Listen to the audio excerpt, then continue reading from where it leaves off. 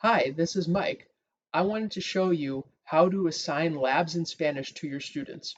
All you need to do is go up to Explore Labs, and you'll see a new pull-down menu that says Lab Language. I'm going to change it to Spanish, and now I see all the labs that are available in Spanish. We currently have 3 basic tutorials and a flower lab in Spanish.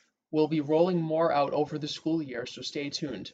If I want to assign one of these labs to my students, I just pick which one and click the Assign button, and I choose which sections I want to assign to. I'm going to pick section 1 and section 2. I click Next, and then hit Assign, and there they are. The next thing that I would do is I would click on this next step, click to share with students, copy this link, and I would either send it by email or paste it into my favorite learning management platform. If my account is connected with Google Classroom, I can just push it right to Google Classroom from within the Inq-ITS interface. Hope this helps.